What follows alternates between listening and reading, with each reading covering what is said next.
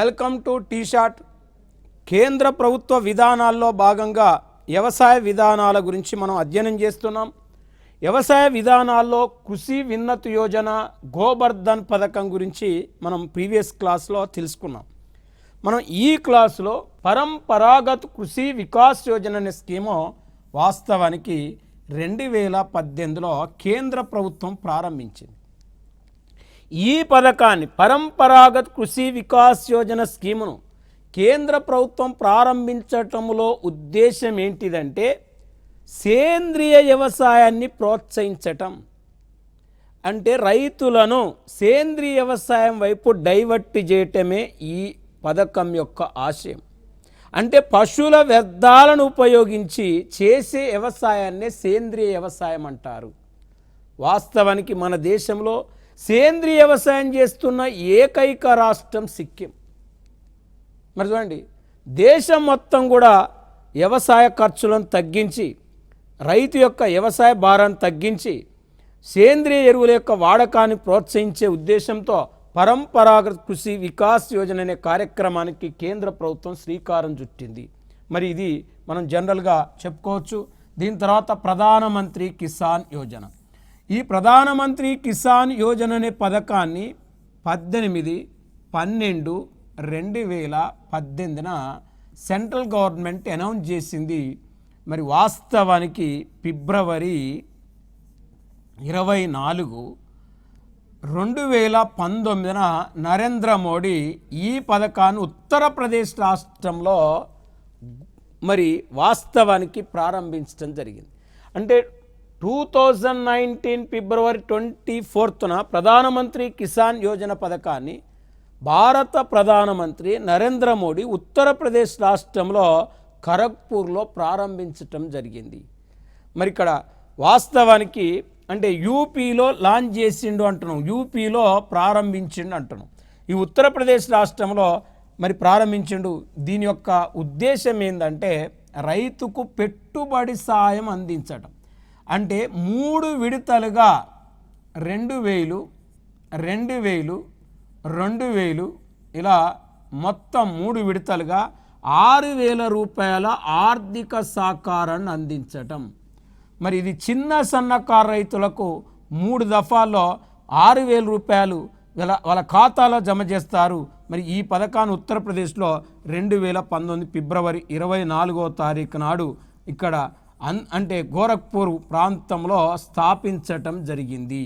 గోరఖ్పూర్ ప్రాంతంలో లాంచ్ చేయటం జరిగింది ప్రధానమంత్రి కిసాన్ యోజన పథకాన్ని.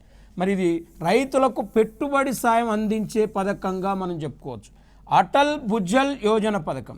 ఈ అటల్ భుజల్ యోజన పథకం 2019 డిసెంబర్ 25న అటల్ బిహారీ వాజ్పేయి జన్మదినోత్సవం రోజున అనౌన్స్ చేయటం జరిగింది.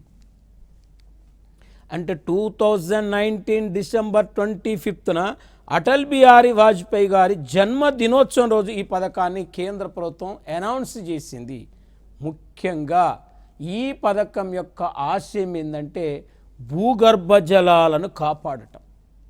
అంటే రోజు రోజుకు భూగర్భ జలాలు తగ్గిపోతున్న నేపథ్యంలో ఆ భూగర్భ జలాలను కాపాడుకునే ఉద్దేశంతో అటల్ భుజల్ పథకాన్ని తీసుకొచ్చింది. ముఖ్యంగా 7 రాష్ట్రాలలో 78 జిల్లాలలో 8,300 గ్రామాలలో భూగర్భ జలాలను పెంపొందించడమే ఈ పథకం యొక్క ఆశయం. మొత్తం 7 స్టేట్స్, 78 డిస్ట్రిక్ట్స్, 8,300 గ్రామాలు ఎంచుకున్నారు ఈ పథకం కింద. ఈ పథకం 2020-21 నుంచి 24-25 వరకు 5 సంవత్సరాల అమల్లో ఉంటుంది. 2021 నుంచి 24-25 వరకు 5 సంవత్సరాల అమల్లో ఉంటుంది. ఈ పథకానికి కేటాయించిన పెట్టుబడి 6,000 కోట్ల ఇన్వెస్ట్మెంట్ కేటాయించారు. ముఖ్యంగా దక్షిణ భారతదేశంలో కర్ణాటక రాష్ట్రము, ఇక్కడ గుజరాత్ అండ్ హర్యానా, రాజస్థాన్, మరి మధ్యప్రదేశ్, మహారాష్ట్ర, ఉత్తరప్రదేశ్ ఈ 7 రాష్ట్రాల్లో 78 జిల్లాలో 8,300 గ్రామాల్లో భూగర్భ జలాలను పెంపొందించే ఉద్దేశంతో అటల్ భుజల్ యోజన పథకానికి శ్రీకారం చుట్టడం జరిగింది. మరి శ్రీకారం చుట్టడం జరిగింది అని చెప్తున్నాం. కుసుమ్ పథకం కిసాన్ ఊర్జా సురక్ష ఈవెన్ ఉత్తమనన్ మహా అభియాన్. ఇక్కడ కిసాన్ ఊర్జా సురక్ష ఈవెన్ ఉత్తనన్ మహా అభియాన్ అనేది దీని యొక్క ఫుల్ ఫామ్. మరి రీసెంట్గా గ్రూప్ 1 ఫిలిమ్స్లో కూడా కుసుమ్ ఫుల్ ఫామ్ అడగటం జరిగింది. కాబట్టి ఈ పథకం 2018 జూలైలో ప్రారంభమైంది. ఈ పథకం 5 సంవత్సరాలు అమలు చేస్తారు. ఈ పథకం యొక్క ఆశయం ఏంటంటే 10,000 మెగావాట్ల సౌర విద్యుత్తును వ్యర్థ భూములలో ఉత్పత్తి చేస్తారు. అంటే 10,000 మెగావాట్ల సౌర విద్యుత్తును వ్యర్థ భూములలో ఉత్పత్తి చేసే ఉద్దేశంతో కుసుమ్ అనే ఒక పథకాన్ని తీసుకురావటం జరిగింది. అంటే ఈ పథకాన్ని ఎవరు అమలు చేస్తున్నారంటే ministry of new and renewable energy government of India వారు ఈ స్కీమును ఈ పథకాన్ని అమలు చేస్తున్నారు. ఈ పథకాన్ని ఇంప్లిమెంటేషన్ చేస్తున్నారు. ఇది ఒక స్కీమ్గా మనం చెప్పుకోవచ్చు. దీని తర్వాత జల్ జీవన్ మిషన్ అంటే దీని యొక్క నినాదం ఏంటంటే అర్ఘర్ పానీ జల్ జీవన్ మిషన్ యొక్క నినాదం. అంటే ఈ పథకం 2019 ఆగస్టులో ప్రారంభమైంది. 2019 ఆగస్టులో ప్రారంభమైంది. దీని యొక్క ప్రధాన ఆశయం ఏంటంటే ఇక్కడ 2024 నాటికి ప్రతి ఇంటికి త్రాగునీరు అందించాలి. ప్రతి ఇంటికి త్రాగునీరు అందించే ఉద్దేశంతో జల్ జీవన్ మిషన్ను ప్రారంభించడం జరిగింది. అర్ఘర్ పానీ అనే ఉద్దేశంతో దీన్ని తీసుకొచ్చారు. అంటే చేతి పంపులు కానీ కుళాయిలు కానీ మరి చేతి పంపులు కుళాయిలు ద్వారా ట్యాప్ కనెక్షన్ ఇచ్చి ప్రతి ఇంటికి త్రాగునీరు అందించడమే జల్ జీవన్ పథకం యొక్క ప్రధాన ఆశయం, జల్ జీవన్ పథకం యొక్క ఉద్దేశంగా మనం చెప్పుకోవచ్చు. మరి ఇది ఒక స్కీము. మరి దీని తర్వాత మనం చూస్తే స్వామిత్వ అనేది ఒక స్కీమ్, స్వామిత్వ అనేది ఒక పథకం. మరి ఈ స్వామిత్వ అనే పథకాన్ని మనం పరిగణలోకి తీసుకుంటే survey of villages mapping improvise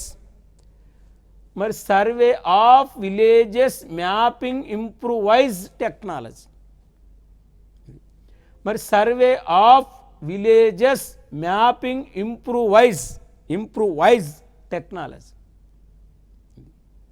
మరి ఇప్పుడు జనరల్గా ఈ survey of villages mapping improvise technology అనే స్కీమును మనం మేజర్గా ఇది 2020 ఏప్రిల్ 24న పంచాయతీ రాజ్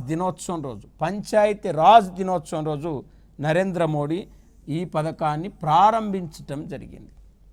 చూడండి, మరి ఇక్కడ వాస్తవానికి గ్రామీణ ప్రాంతంలోని ఆస్తులకు రక్షణ కల్పించే ఉద్దేశంతో ఈ పథకాన్ని లాంచ్ చేయటం జరిగింది. అంటే దాదాపు 2,90,000 గ్రామ పంచాయతీలో 2,90,000 గ్రామ పంచాయతీలో 1,66,00,000 ఆస్తులకు రక్షణ కల్పించాలి. అంటే గ్రామీణ ప్రాంతంలో ఆస్తుల వివరాలన్నీ డ్రోన్ల ద్వారా రోవర్ల ద్వారా సేకరించి ఆన్లైన్ చేయాలనే ఉద్దేశంతో Swamitva survey of villages mapping improvise technology అనే ఒక స్కీమును మనకు తీసుకురావటం జరిగింది.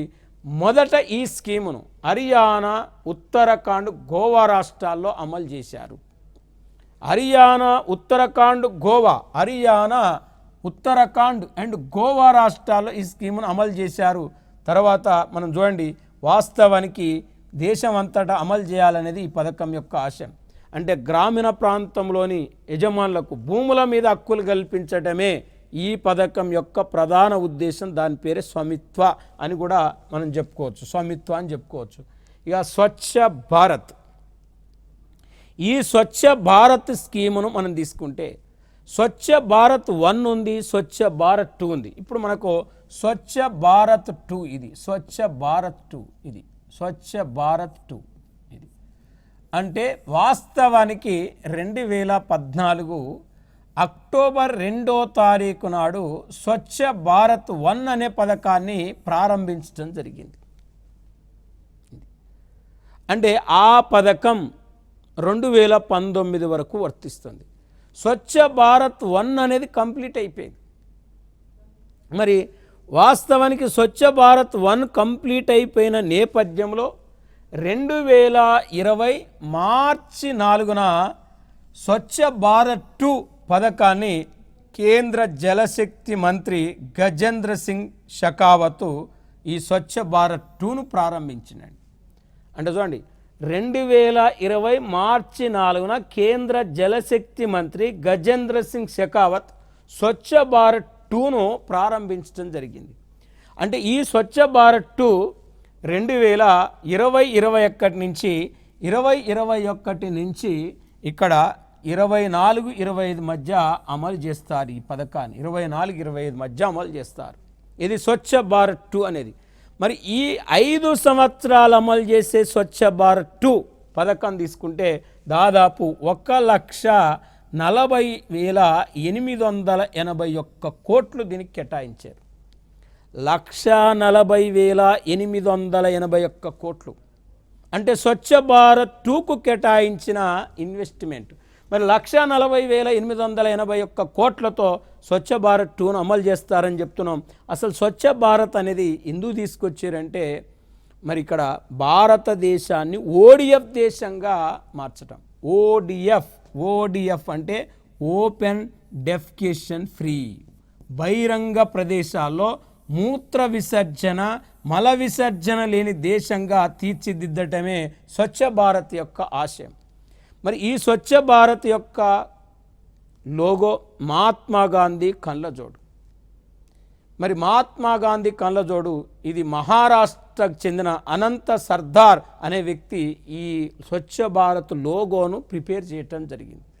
మరి స్వచ్ఛ భారత్ యొక్క నినాదం ఏక్ కదం సే ఓర్, ఒక అడుగు స్వచ్ఛత వైపు అనేది దీని యొక్క నినాదం. ఈ నినాదాన్ని ఇచ్చింది ఎవరంటే గుజరాత్ రాష్ట్రం చెందిన భాగ్యశ్రీ సేతు అనే ఒక బాలిక ఈ నినాదాన్ని ఇవ్వటం జరిగింది. మొత్తానికి భారతదేశాన్ని ఓడిఎఫ్ దేశంగా తీర్చిదిద్దే ఉద్దేశంతో స్వచ్ఛ భారత్ 2 అనే కార్యక్రమాన్ని కూడా కేంద్ర ప్రభుత్వం శ్రీకారం చుట్టింది. మరి వాస్తవానికి దీని కేంద్ర పారిశుద్ధ్య మంత్రిత్వ శాఖ అనేది ఈ పథకాన్ని అమలు చేస్తుంది. ఇవాళ భారతదేశంలో 100% ఓడిఎఫ్ రాష్ట్రం ఏంటంటే తెలంగాణ రాష్ట్రమే 100% ఓడిఎఫ్ రాష్ట్రం. మరి దాని తర్వాత 99.8%తో ఓడిఎఫ్ రాష్ట్రంగా తమిళనాడు ఉంటే 99.8%తో 99.5%తో కర్ణాటక కూడా ఇక్కడ ఓడిఎఫ్ రాష్ట్రాలుగా ఉన్నాయి. అంటే తెలంగాణ, తమిళనాడు, కర్ణాటక రాష్ట్రాలు ఓడిఎఫ్లో ముందంజలో ఉన్నాయి. ముఖ్యంగా 100% ఓడిఎఫ్ రాష్ట్రంగా తెలంగాణ ప్రసిద్ధికెక్కింది. మరి ఇది స్వచ్ఛ భారత్కు సంబంధించిన పథకంగా మనం చెప్పుకోవచ్చు. నెక్స్ట్ మనం తీసుకుంటే కిసాన్ రైలు పథకం. ఈ కిసాన్ రైలు పథకం 2022 నాటికి రైతు ఆదాయాన్ని రెట్టింపు చేసే ఉద్దేశంతో కిసాన్ రైలు అనే ఒక కార్యక్రమాన్ని తీసుకురావటం జరిగింది. అంటే ఆహార పంటలు, ఆహారేతర పంటలు, ఉద్యానవన పంటలని 3 రకాలు ఉంటాయి. ఉద్యానవన పంటల్లో పూలు కానీ, పండ్లు కానీ, కూరగాయలు కానీ ఇవన్నీ ఉంటాయి. అంటే ఈ పూలు, పండ్లు, కూరగాయలు తొందరగా చెడిపోయే స్వభావం కలిగి ఉంటాయి. కాబట్టి ఈ పంటలు పండించిన రైతులు నష్టపోయే ప్రమాదం ఎక్కువ. కాబట్టి ఉద్యానవన పంటలను పండించిన రైతులను ఆదుకునే ఉద్దేశంతో కేంద్ర ప్రభుత్వం శ్రీకారం చుట్టిందే కిసాన్ రైలుకి. మరి వాస్తవానికి మొదటి కిసాన్ రైలు 2020 ఆగస్టు 7న కిసాన్ రైలు స్టార్ట్ అయింది. ఎక్కడ అంటే మహారాష్ట్రలోని దేవ్లాలి, అంటే నాసిక్ సమీపంలో ఉన్న దేవ్లాలి. మరి నాసిక్ సమీపంలో ఉన్న దేవ్లాలిలో ఎందుకు స్టార్ట్ అయింది కిసాన్ రైలు అంటే, నాసిక్ చుట్టుపక్కన అనేక పూల తోటలు ఉన్నాయి. అంటే పూలు, పండ్లు, కూరగాయలను మనం ఉద్యానవన పంటలు అంటున్నాం. ఇవి చెడిపోయే గుణం ఉంటుంది కాబట్టి కిసాన్ రైలు కింద త్వరితగతిన మార్కెట్లకు చేర్చటం అండి. అంటే కిసాన్ రైలు మొత్తం కూడా ఏసీ బోగిలతో కూడుకొని ఉంటుంది, కూల్ బోగులతో కూడుకొని ఉంటుంది కాబట్టి ఉద్యానవన పంటలు చెడిపోయే స్వభావం తక్కువగా ఉంటుంది.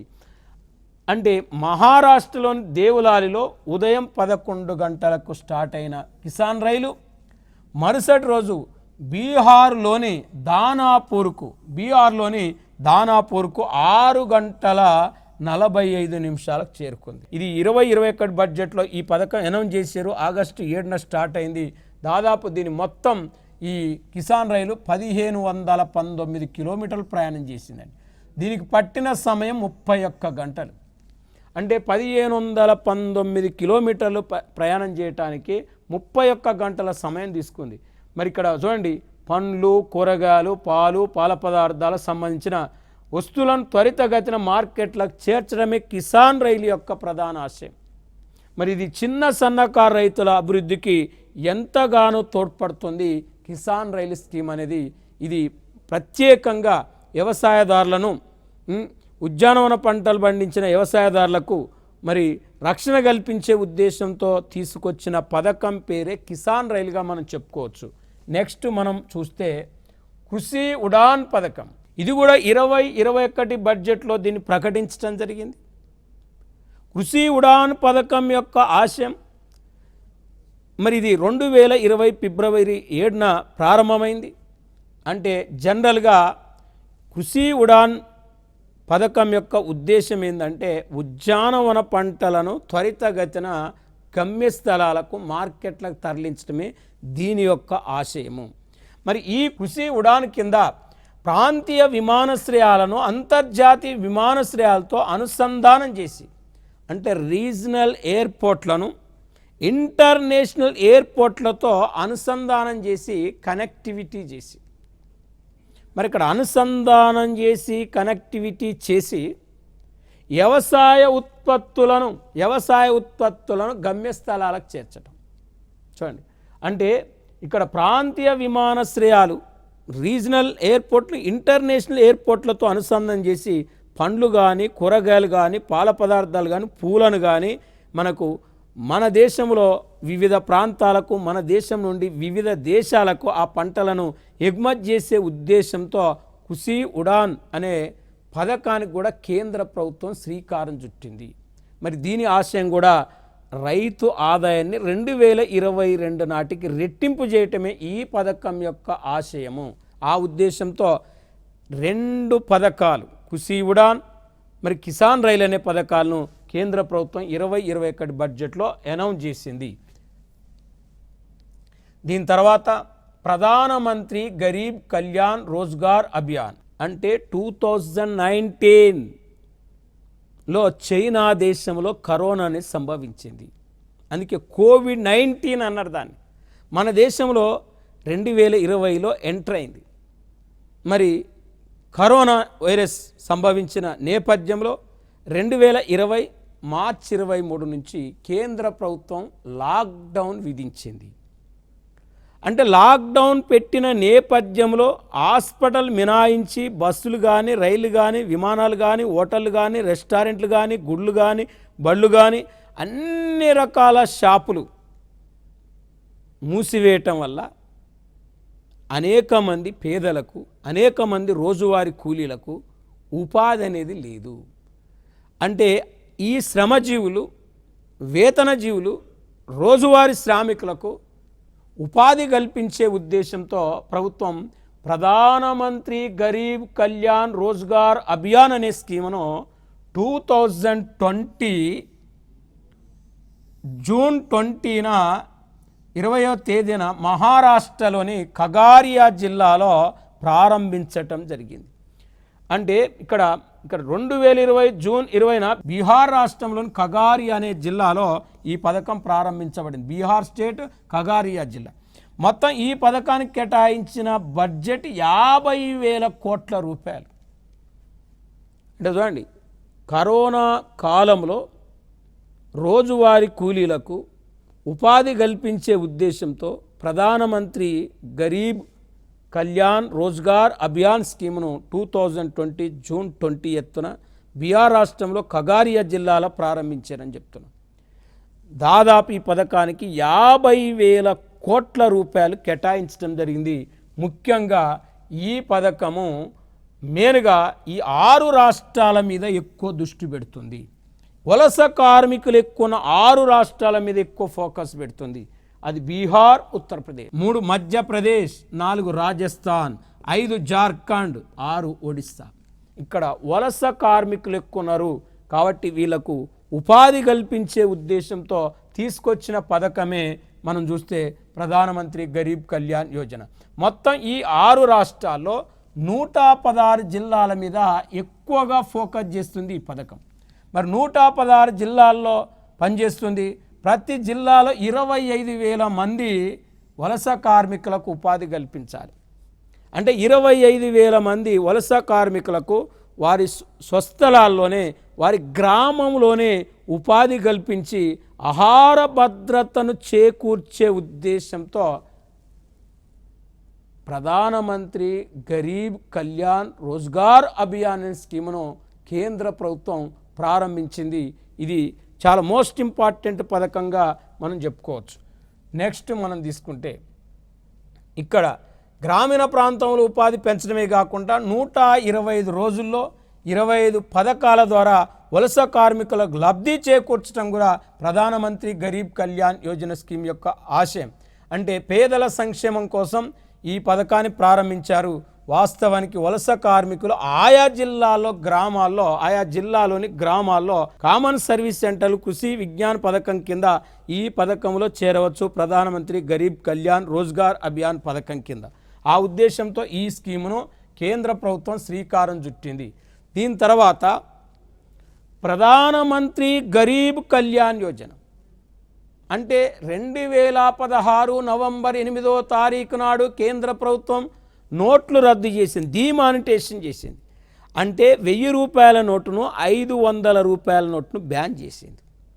బ్యాన్ చేసిన తర్వాత ఎవరైతే 1000 రూపాయల నోటు 500 రూపాయల నోట్లు ఉన్నాయో వాళ్ళు బ్యాంకులో డిపాజిట్ చేసి నగదుగా మార్చుకోవాలని ప్రభుత్వం 2016 డిసెంబర్ 31 వరకు టైం ఇచ్చింది.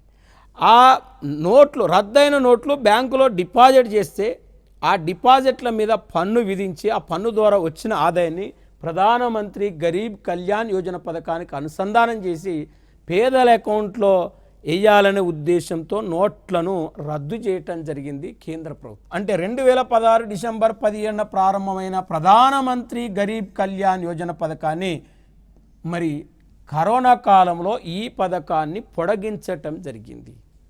మరి కరోనా సమయంలో ఈ పథకాన్ని పొడిగించడం జరిగింది అంటున్నాం. 2020 జూన్ 30న మరి ఈ పథకాన్ని స్టార్ట్ చేసి వాస్తవానికి 2020 నవంబర్ వరకు పొడిగిస్తున్నట్లు ప్రకటించడం జరిగింది. అంటే జస్ట్ 3 నెలల కోసం స్టార్ట్ చేసిన ఈ పథకం జూన్, జూలై, ఆగస్టు కోసం ప్రారంభించిన ఈ పథకాన్ని మరొక అంటే నవంబర్ వరకు పొడిగించడం జరిగింది ప్రధానమంత్రి గరీబ్ కళ్యాణ్ యోజన. అంటే ఈ పథకం కింద ఏం చేస్తారంటే కరోనా సమయంలో పేదవాళ్లకు 31,000 కోట్లు బ్యాంకులలో డిపాజిట్ చేయటం జరిగింది. వాళ్ళ తాత్కాలిక అవసరాల కోసం పేదలకు వాళ్ళ అకౌంట్లలో 31,000 కోట్లు డిపాజిట్ చేయటం జరిగింది. దాదాపు 20 కోట్ల మంది ప్రజలు లబ్ధి చేకూర్చడం జరిగింది ఈ పథకం కింద. దాదాపు 80 కోట్ల మంది ప్రజలకు ఈ పథకం కింద ఆహార ధాన్యాలను ఉచితంగా అందించడం జరిగింది. అంటే 80 కోట్ల మంది ప్రజలకు ఫ్రీ ఫుడ్, ఫ్రీ రేషన్ అందించడం జరిగింది. దాదాపు ఇక్కడ చూడండి మరి ఈ గోధుమలు, బియ్యంతో పాటు 1 కేజీ కందిపప్పును కూడా ఉచితంగా ఇవ్వటం జరిగింది ప్రధానమంత్రి మరి గరీబ్ కళ్యాణ్ యోజన స్కీమ్ కింద. ప్రధానమంత్రి గరీబ్ కళ్యాణ్ యోజన స్కీమ్ కింద ఈ పథకం 2016 డిసెంబర్ 17 నుంచి అంటే 2017 మార్చి 30 వరకు అమల్లో ఉంది. దీన్ని 2020 నవంబర్ వరకు పొడిగించడం జరిగింది. 20 కోట్ల మంది మహిళలకు ఈ పథకం కింద ప్రధానమంత్రి జన్ధన్ యోజన కింద కూడా నెలకు 500 రూపాయలు వాళ్ళ ఖాతాలో జమ చేయటం జరిగింది. అలా 3 నెలల పాటు జమ చేయటం జరిగింది. మరి ఇదంతా కూడా కరోనా సమయంలో మెయిన్గా ఉచితంగా డబ్బులు ఇవ్వటం, ఉచితంగా రేషన్ ఇవ్వటం, మరి ఇంకా ఉచితంగా మనకు మెయిన్గా ఆ ప్రధానమంత్రి గరీబ్ కళ్యాణ్ యోజన కింద MGNREGA స్కీమ్ 2006 స్కీమ్ ఉందండి. ఆ స్కీమును 200 రోజులు ఉపాధి పొడిగించడం జరిగింది. జనరల్గా 100 రోజులు, తర్వాత 150 రోజులు పెంచారు. కరోనా సమయంలో 202 రోజులకు ఉపాధి కల్పించి దాదాపు 13.62 కోట్ల కుటుంబాలకు లబ్ధి చేకూర్చడం జరిగింది. ఈ పథకం కింద ప్రధానమంత్రి గరీబ్ కళ్యాణ్ యోజన కింద దాదాపు 22 లక్షల ఆరోగ్య కార్మికులకు 50 లక్షల ఆరోగ్య బీమాను కూడా వర్తింపజేయటం జరిగింది. అంటే కరోనా సమయంలో కరోనా పేషెంట్లకు ఈ ఆరోగ్య కార్మికులు సేవ చేస్తారు కాబట్టి ఒకరు సేవ చేసేటప్పుడు మరణిస్తే వాళ్ళకు ఆరోగ్య బీమా కూడా 50 లక్షల వరకు కవర్ చేయటం జరిగింది ఈ పథకం కింద. మరి 2020 మార్చి 26న నిర్మలా సీతారామన్ ప్రకటించింది దీన్ని. మరి ఇది ఇంకా మనకు పేద మహిళలకు ఉచితంగా గ్యాస్ కనెక్షన్లు ఇచ్చే ఉద్దేశంతో ప్రధానమంత్రి ఉజ్వల యోజన పథకాన్ని కూడా కేంద్ర ప్రభుత్వం ప్రారంభించింది. ఆ ప్రధానమంత్రి ఉజ్వల యోజన పథకం కింద కూడా మరి అంటే కరోనా సమయంలో 3 నెలల పాటు ఉచిత గ్యాస్ను కూడా పంపించేయటం జరిగింది. అంటే ఉచిత గ్యాస్ను కూడా ఇవ్వటం జరిగింది. ఆ ఉద్దేశంతో ప్రధానమంత్రి గరీబ్ కళ్యాణ్ యోజన స్కీమును కేంద్ర ప్రభుత్వం తీసుకొచ్చింది. ఆ స్కీములో ఇవన్నీ కూడా మనకు భాగాలుగా మనం చెప్పుకోవచ్చు. నెక్స్ట్ మనకు కరోనా సమయంలో మత్స్య కార్మికులకు ఆదుకునే ఉద్దేశంతో, మత్స్య కార్మికులకు ఉపాధి కల్పించే ఉద్దేశంతో ప్రధానమంత్రి మత్స్య సంపద యోజన అనే పథకం లాంచ్ చేసి, అంటే ఈ పథకం 2020 మేలో ప్రారంభమైంది. మరి కరోనా సమయంలో మత్స్య కార్మికులను ఆదుకునే ఉద్దేశంతో ఈ పథకాన్ని తీసుకొచ్చారని చెప్తాను. అంటే కరోనా సమయంలో మత్స్య కార్మికులను ఆదుకునే ఉద్దేశంతో తీసుకొచ్చిన పథకమే ప్రధానమంత్రి మత్స్య సంపద యోజన పథకం. మరి ఈ ప్రధానమంత్రి మత్స్య సంపద యోజన పథకం ఆత్మనిర్భర్ భారత్ పథకంలో భాగంగా ఈ పథకాన్ని ప్రారంభించడం జరిగింది. అంటే కరోనా సమయంలో ప్రధానమంత్రి ఆత్మనిర్భర్ భారత్ అభియాన్ అనే స్కీమును కేంద్ర ప్రభుత్వం లాంచ్ చేసింది. ఆ పథకంలోనే ప్రధానమంత్రి మత్స్య సంపద యోజన అనేది ఆ పథకంలో ఒక భాగంగా చెప్పచ్చు. అంటే ఈ ప్రధానమంత్రి మత్స్య సంపద యోజన స్కీమ్ యొక్క ఆశయం ఏంది అంటే, దీన్ని ఏ ఆశయంతో ప్రారంభించారు అనేది మనం తీసుకుంటే ఇక్కడ ఇది 5 సంవత్సరాల కాల పరిమితికి 2021 నుంచి 24-25 వరకు 5 సంవత్సరాల కాలం పరిమితికి 20,050 కోట్ల రూపాయల పెట్టుబడితో ఈ పథకం ప్రారంభించడం జరిగింది. అంటే ఈ పథకాన్ని ప్రారంభించటంలో ఉద్దేశం ఏంది, అసలు ఈ పథకం యొక్క లక్ష్యాలు ఏంటి? ప్రధానమంత్రి మత్స్య సంపద యోజన పథకం యొక్క లక్ష్యాలు ఏంటి అంటే 2024 నాటికి 20 నుంచి 24 నాటికి ఈ 5 సంవత్సరాల్లో మరి దేశంలో చేపల ఉత్పత్తిలో వార్షిక వృద్ధి రేటు 9% సాధించడం. అంటే 2024 నాటికి చేపల వార్షిక వృద్ధి రేటు 9% సాధించాలి. 24-25 నాటికి చేపల ఉత్పత్తిని 220 లక్షల టన్నులు పెంచాలి. 220 లక్షల టన్నుల మత్స్య సంపద ఉత్పత్తిని పెంచాలి. వాస్తవానికి చేపల ఎగుమతులను 24-20 నాటికి 1,00,000 కోట్లు పెంచాలి. 1,00,000 కోట్ల చేపల ఎగుమతులు పెంచాలనేది కూడా ప్రధానమంత్రి మత్స్య సంపద యోజన పథకం యొక్క ఆశయము, లక్ష్యంగా చెప్పడం. అంతేకాకుండా ఈ ప్రధానమంత్రి మత్స్య సంపద యోజన పథకం కింద 55 లక్షల మంది మత్స్య కార్మికులకు ప్రత్యక్షంగా పరోక్షంగా ఉపాధి కల్పించాలనేది కూడా దీని యొక్క ఆశయము, దీని యొక్క లక్ష్యము. ఇంకా చేపలు పట్టువారికి, అంటే చేపలు పట్టేవారికి, మరి సముద్రంలో చేపల వేటకు వెళ్ళి మరి అక్కడ సముద్రంలోనే మళ్ళీ తిరిగి రాక అకాలంగా మరణిస్తే వాళ్ళకి ఇన్సూరెన్స్ సదుపాయం కూడా కల్పించాలనేది ఈ పథకం యొక్క ఉద్దేశం, ఈ పథకం యొక్క ఆశయంగా మనం చెప్పొచ్చు. అంటే ఇప్పుడు మనం ప్రధానమంత్రి మత్స్య సంపద యోజన స్కీము మరి ప్రధానమంత్రి గరీబ్ కళ్యాణ్ యోజన, ప్రధానమంత్రి గరీబ్ కళ్యాణ్ రోజ్గార్ అభియాన్ స్కీములు, మరి ప్రధానమంత్రి ఆత్మనిర్భర్ అభియాన్ అనే స్కీము, ఇవన్నీ కూడా వాస్తవానికి కోవిడ్-19 కరోనా సమయంలో ఈ మెయిన్గా రోజువారీ కూలీలను మరి వేతన జీవులను ఆదుకునే ఉద్దేశంతో తీసుకొచ్చిన పథకాలుగా మనం చెప్పొచ్చు. మరి ఈ స్కీములు మనం ప్రధానంగా తీసుకొచ్చారని చెప్తున్నాం. ఇక్కడ వరకు మనం నేర్చుకున్నాం. మరియు కొన్ని పథకాలు మనం నెక్స్ట్ క్లాస్లో మళ్ళీ తెలుసుకుందాం. Thank you.